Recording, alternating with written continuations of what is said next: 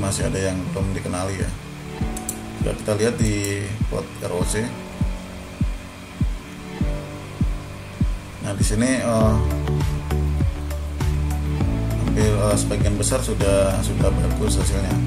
Namun ada satu yang ini ya tidak terdeteksi di validasi.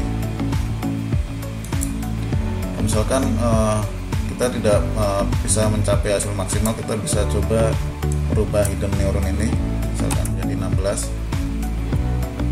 Kita next, lalu kita train.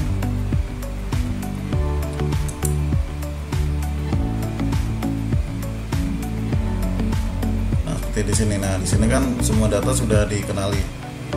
Nah, hasilnya juga sudah benar semua. Jadi seperti yang tadi ya, di sini ada 50 tadi untuk training jadi ambil 34. Ini nanti ketika kita jumlah adalah 34. Lalu untuk validasi dan testing itu tadi disebutkan 8. Nah sama ini kita jumlah 1 tambah 2 3 4 7 8, ada 8 data. Dan total adalah 50 data. Nah untuk hasil ini sudah baik. Kita lihat untuk plot ROC-nya. Nah di sini masih ada satu data yang belum terdeteksi ya, masih perlu kita latih ulang. Kita lihat di sini. Ini juga belum.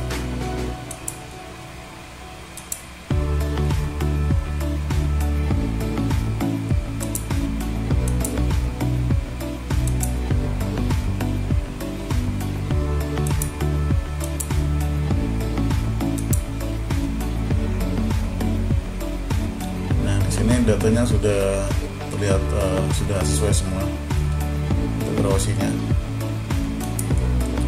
Dari dia report confusion. Nah di sini juga sudah menunjukkan data yang bagus. Baik, kalau kita sudah menemukan hasil yang baik, maka kita bisa lanjutkan untuk prosesnya, itu next. Ini tidak perlu kita latih lagi karena sudah sesuai. Dan di sini untuk di neural network toolbox kita juga bisa membuat sebuah fungsi ya. Misalkan kita ingin menghasilkan function, lalu ada juga ke model Simulink. Nah ini juga bisa kita lakukan. Saya lanjut. Nah jadi di sini yang terpenting adalah berupa data yang di sini ya, berupa data save network to network object name. Nah data ini adalah data jaringan saraf tiruan yang sudah kita latih tadi. Jadi ketika kita ingin menggunakan untuk data yang baru, jadi data yang sebelumnya tidak kita gunakan, kita ingin input, lalu hasilnya kita ingin lihat apakah sudah sesuai apa belum, yaitu menggunakan data yang ada di sini. Nah ini perlu kita simpan dahulu. Jadi untuk data yang penting ada di sini ada 4 ya misalnya. Ini save output, ini adalah hasil dari output dari jaringan yang kita latih, seperti performance, terus info, error. Nah ini agar kita bedakan ya, misalkan saya kasih nama baru, misalkan main network seperti ini. Itu untuk yang ini juga bisa saya tambahkan.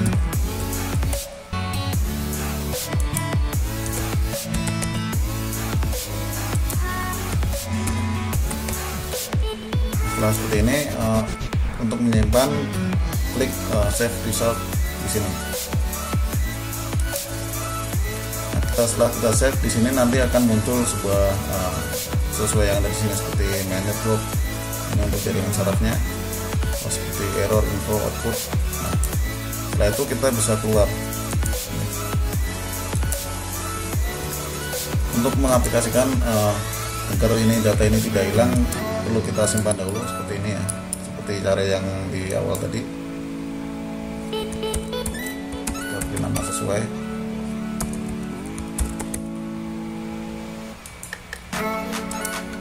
Kalau untuk ada 4 ya tadi.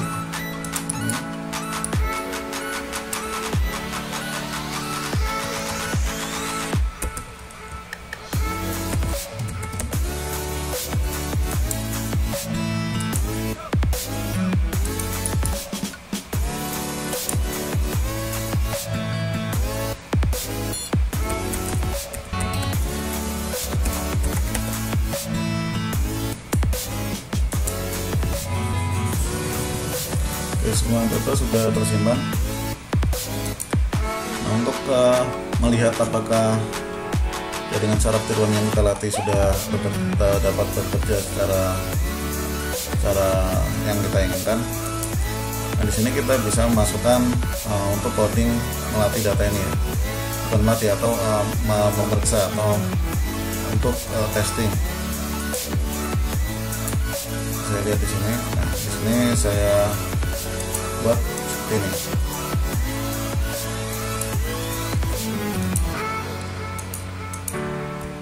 Di sini jadi di sini ketika data ini nanti kan kita running lagi, di sini kan akan dihapus, maka perlu di load dahulu, dikeluarkan dahulu. Nah, data yang bernama di sini ya, sama ini harus sama. Lalu untuk resultnya, jadi kita input spektrum baru, nanti akan nilai di sini, jadi akan dibandingkan dengan dimasukkan ke jaringan saraf yang sudah kita latih. Jadi tadi ya value-nya berupa nilai value, terus dari frekuensi tadi itu akan dimasukkan ke jaringannya. Oke, saya coba tes menggunakan data spektrum yang sebelumnya belum diinput. Kita tentukan nilai RMS-nya misalkan kurang 5.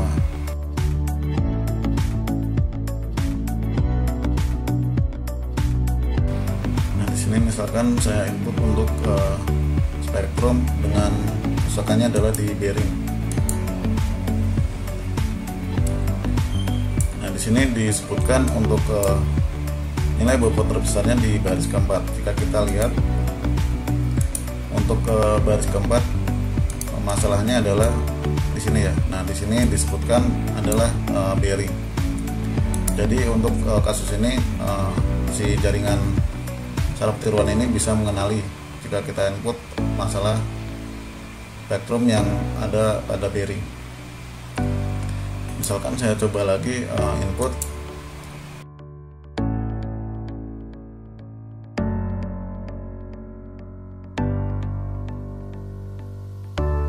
Nah, saya cek untuk masalah, misalkan saya input yang puli, masukkan.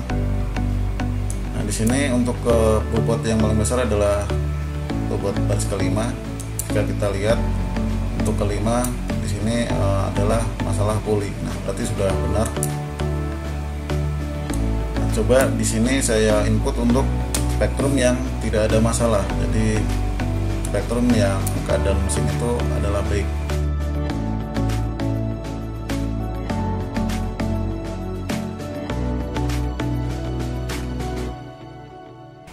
Nah, untuk di sini ada namanya ini ya, spektrum dengan good condition, di kondisi yang baik. Nah, di sini jika saya input, MATLAB mengenalinya sebagai masalah di puli ya. Nah, di sini si jaringan saraf ini tidak bisa mengenali untuk kondisi yang seperti ini. Nah, alasannya karena kita tidak membuat ya, tidak melatih jaringan ini untuk mengenali pola dengan kondisi yang baik. Jadi misalkan ingin membuat, jadi kita harus mungkin menambahkan satu baris lagi untuk kondisi yang baik itu seperti apa. Jadi mungkin kekurangan dari jaringan saraf tiruan itu memerlukan banyak data yang kita harus siapkan. Agar mudah dalam membacanya, kita juga bisa menambahkan if condition di sini. Jadi kalau membaca seperti ini akan sangat kurang efektif. Kadang kita lupa bahwa poin yang di baris kelima ini mengakibat ada masalah apa. Nah, itu bisa kita buat untuk if conditionnya. Jadi kita buat seperti ini ya.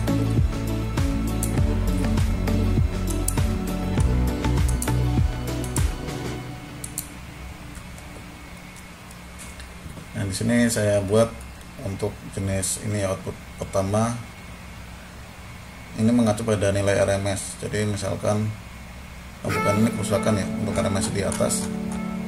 Di sini ya kondisinya. Jadi untuk RMS yang seperti di sini nilainya 0 sampai 2,3 itu kondisinya mesin sangat baik. Lalu dari 2,3 sampai 4,5 itu operasi jangka panjang masih diizinkan. Nah, ini mengacu pada ISO. Di sini saya bisa temukan juga berdasarkan hasil dari jaringan saraf. Untuk misalkan yang maksimal itu berada di baris pertama, maka saya buat vibrasi disebabkan oleh unbalance. Misalkan yang kedua, saya buat vibrasi disebabkan oleh sleman dan seterusnya. Dan di sini saya input di result pada baris pertama itu adalah yang maksimal, maka akan ditampilkan untuk data yang ini. Lalu jika misalkan maksimalnya itu di baris kedua, akan ditampilkan di output yang kedua ini dan seterusnya. Nah, kita cek.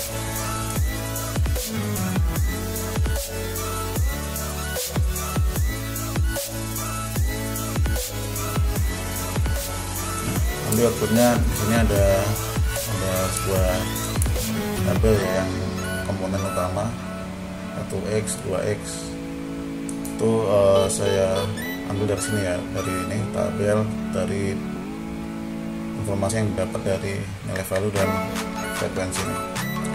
Kalau untuk result ini adalah hasil dari jaringan sarafnya.